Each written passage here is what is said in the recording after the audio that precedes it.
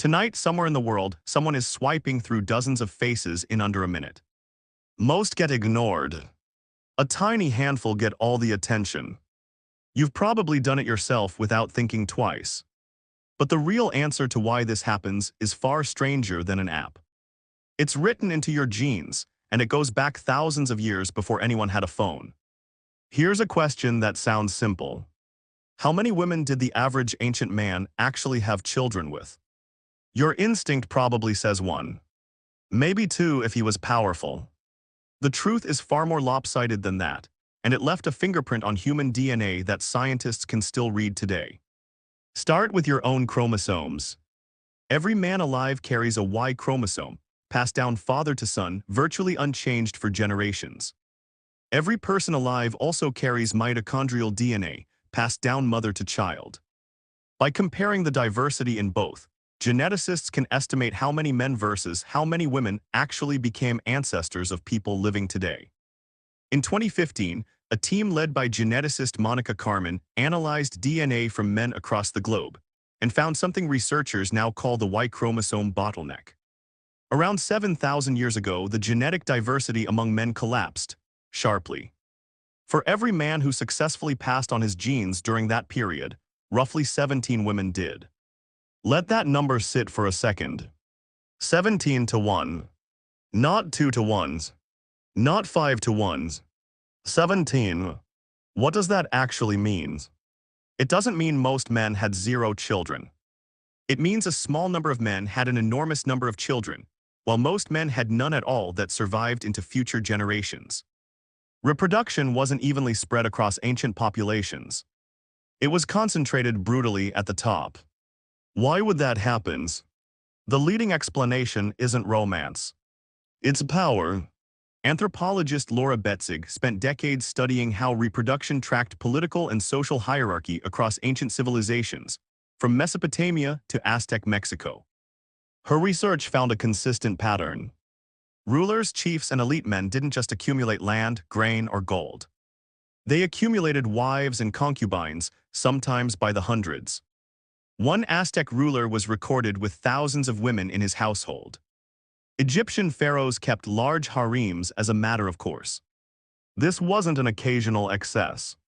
It was the standard operating system of stratified ancient societies. Reproductive success followed political success almost exactly. But you don't need an empire for this pattern to appear. It shows up even in small-scale societies with no kings at all. Anthropologist Napoleon Chagnon spent years living among the Yanomamo people of the Amazon, documenting something uncomfortable. Men who had killed in intergroup conflict, a status the Yanomamo called Anakai, had significantly more wives and more surviving children than men who hadn't.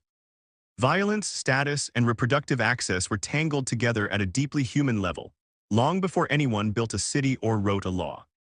So picture the ancient world honestly for a moment.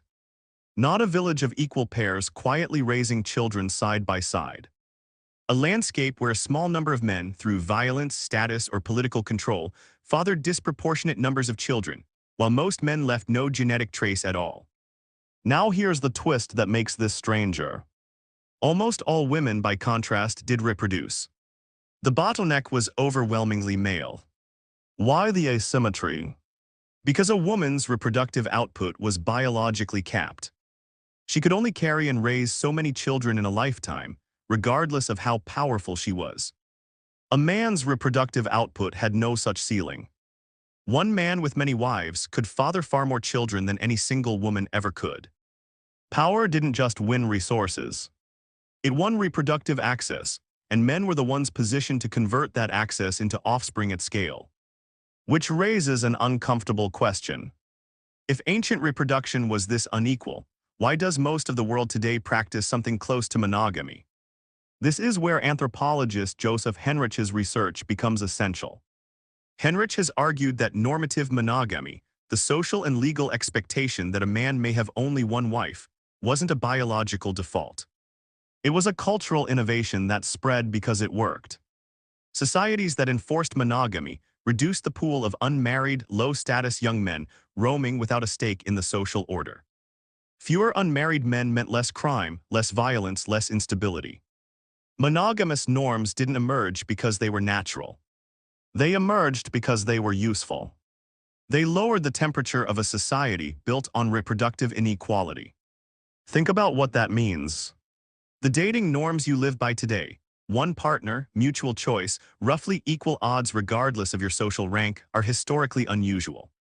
For most of human history, across most cultures, reproduction was tilted so steeply that a majority of men left no descendants at all, while a minority fathered dozens or hundreds of children. And here's where it gets personal. That inequality didn't disappear. It just changed shape. Look at modern dating apps. Researchers studying platforms like Tinder have repeatedly found the same pattern Betzig documented in ancient palaces, just measured in swipes instead of children. A small percentage of men receive the overwhelming majority of matches and attention, while most men receive very little. The scale is different. The mechanism looks eerily familiar. Status concentrates attention. Attention concentrates opportunity. It's not identical to ancient reproduction, but the shape of the curve rhymes uncomfortably well. Why does this feel so instinctively familiar to you, even if you've never read a genetics paper in your life? Because your brain wasn't built for a world of equal odds. It was built for a world where status determined nearly everything about your reproductive future. The anxiety you feel about being overlooked. The relief when you feel chosen. The strange, disproportionate weight a small rejection can carry. None of that is irrational. It's an old alarm system, tuned in a world where being unchosen didn't just sting. It meant your genetic line ended quietly without anyone even noticing. So the next time you scroll past dozens of faces in under a minute, remember what you're actually doing. You're not just browsing. You're running a script that's thousands of years old, shaped by a world where 17 women reproduced for every one man, where power decided who continued and who didn't, and where the losers of that game vanished from history without a trace. Tonight, somewhere in the world, someone is swiping through dozens of faces in under a minute. Most get ignored. A tiny handful get all the attention. That isn't a flaw in modern dating. It's the oldest pattern in human history, still running quietly underneath your thumb.